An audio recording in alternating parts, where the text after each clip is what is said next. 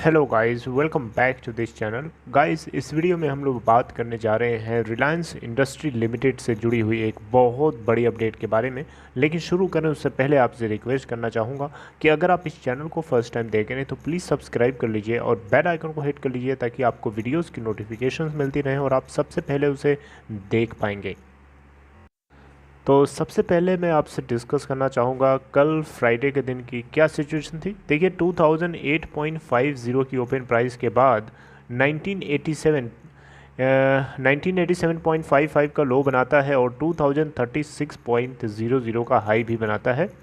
1994.50 के ऊपर क्लोजिंग देता है जो कि 1.46% डाउन क्लोज होता है अपने प्रीवियस क्लोजिंग प्राइस 2024.05 के कंपेयर में। एनएससी के ऊपर 91,50,974 टोटल वॉल्यूम ट्रेड करता है, जिसमें से परसेंटेज ऑफ डिलीवरेबल है 35.27%। बीएससी का इसका मतलब जानते हैं। इसका मतलब ये है कि जो टोटल वॉल्यूम है 91 लाख समथिंग उसका 35.27% लोगों ने अपने अकाउंट में डिलीवरी के लिए रख लिया, यानी लोगों ने बाइंग करके स्टोर कर लिया ताकि जब वो आगे प्रॉफिट में होंगे एग्जिट कर लेंगे। बीएससी के ऊपर टोटल वॉल्यूम ट्रेड हुआ 3,21,474, जिसमें से 37.52% की डिलीवरी। मार्केट कैप है 12,85,442.70 करोड़ रुपए। Okay, so guys, breaking news ये है, रिलायंस इंडस्ट्री लिमिटेड के Q4 के नतीजे रिलीज़ कर दिए गए हैं। ये बहुत बड़ी खबर है और जो रिज़ल्ट इसने पोस्ट किया है कंपनी ने, वो बहुत ही ज़्यादा अमेजिंग है।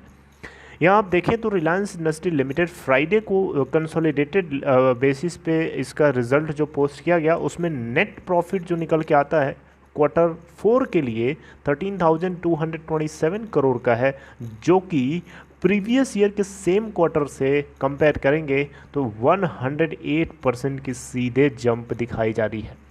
प्रीवियस ईयर के सेम क्वार्टर में इनका नेट प्रॉफिट था 6,348 करोड़ रुपए का। सिक्वेंशली अगर आप देखें, यानी क्वार्टर बाय क्वार्टर, यानी क्वार्टर ऑन क्वार्टर बेसिस पे देखेंगे तो जो प्रॉफिट है इस क्वार्टर के अंदर यानी Q4 के अंदर वो 1% से जंप होता हुआ देखने को मिला। ऑलराइट, और इसी के चलते कंपनी की तरफ से 7% का डिविडेंड भी डिक्लेयर कर दिया गया है फाइनेंशियल ईयर 2021 के लिए। डिक्लेयर नहीं किया गया, बेसिकली ये डिक्लेयर किया गया था। आप देखें यहाँ पे तो जो Q3 था इनका, यानी जो Q3 2021 के लिए, उसमें कंपनी ने जो नेट प्रॉफिट बुक किया था 13,101 करोड़ का, जस्ट 1% डाउन था। इसी के चलते कंपनी के बोर्ड ऑफ डायरेक्टर्स ने 7 रुपये पर शेयर के हिसाब से डिविडेंड डिक्लेयर किया था फिस्कल ईयर 2021 के लिए। फिस्कल ईयर 2022 के लिए ऐसा नहीं होने जा रहा है, आप इसकी चिंता ना करिए। ऑयल टू केमिकल, आपको पता है O2C के नाम से बिजनेस जाता, उसके बारे में भी हम बात करेंगे। लेकिन यहाँ पे oil to telecom conglomerates revenue की बात करें तो जो ऑपरेशन से इनको रेवेन्यू गेन हुआ है लगभग उसमें 11% की जंप देखने को मिल रही है, 1.54 ट्रिलियन रुपए, जबकि एक साल पहले सेम क्वार्टर में देखेंगे तो 1.39 ट्रिलियन रुपए था। देखिए, इनके टॉप लाइन और बॉटम लाइन बहुत ही ज़्यादा, मतलब जो लोगों की एस्टिमेशन थी उससे कहीं ज़्यादा आ रहा है। इनका जो टॉप लाइन आया है ब्लूमबर्ग क्विंट के अकॉर्डिंग एक रिपोर्ट एस्टिमेशन किया गया था, जिसमें कंपनी का जो टॉप लाइन है 1.39 ट्रिलियन, यानी आप देख सकते हैं टॉप लाइन का मतलब रिवेन्यू जो होता है टोटल, वहीं बॉटम लाइन में टोटल प्रॉफिट हो जाए जो कि 13,704 करोड़ का। यहाँ पे कंपनी की तरफ से बताया गया है कि इनके ऑयल टू केमिकल बिजनेस में ज़बरदस्त रिकवरी देखने को मिली है। इवन इनका जो रिटेल सेगमेंट है उसमें भी एक रेजिलिएंट ग्रोथ देखने को मिली है। डिजिटल सर्विसेज, जिसको ये जियो के नाम से चलाते हैं, आपको पता है, इसमें भी इसने ज़बरदस्त तरीके से ग्रोथ दिखाया है। तो इन तीनों के तीनों सेगमेंट में एक ह्यूज ग्रोथ देखने को मिली है, जिसका आउटकम ये है कि Q4 में इनको ज़बरदस्त तरीके का गेन देखने को मिला है। रिलायंस रिटेल सेगमेंट आपको पता है होम डिलीवरी सर्विसेज भी प्रोवाइड करता है। जितने भी रिटेल सेगमेंट के चैलेंजेस हैं आज की डेट में, आपको पता है कोरोना वायरस के चलते, उसके बावजूद भी सेफली और सिक्योर तरीके से ये अपने कस्टमर्स तक सामान को पहुंचाने में पूरा अच्छे से सक्सेसफुल रहे।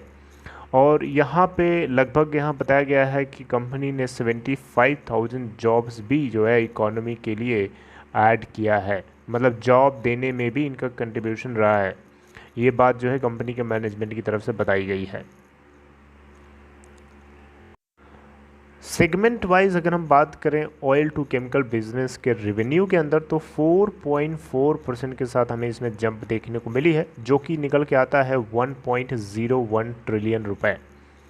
जबकि quarter 4 physical year, last physical year के सेम क्वार्टर में देखेंगे तो इनको नेट रेवेन्यू निकल के आया था 96,732 करोड़ का। मैं नेट रेवेन्यू बात कर रहा हूँ O2C बिजनेस यानी ऑयल टू केमिकल बिजनेस के लिए। वहीं हम डिजिटल सर्विसेज यानी जियो के नाम से जो ये बिज़नेस चलाते हैं उसके रेवेन्यू की बात करें तो 22,628 करोड़ का निकल के आता है, जबकि प्रीवियस ईयर के सेम क्वार्टर में यही इनका फिगर था 19,153 करोड़ रुपए का। The revenue of the companies retail business, मैंने इनके रिटेल सेगमेंट का जो रेवेन्यू निकल के आता है इस बार 41,296 करोड़ रुपए का।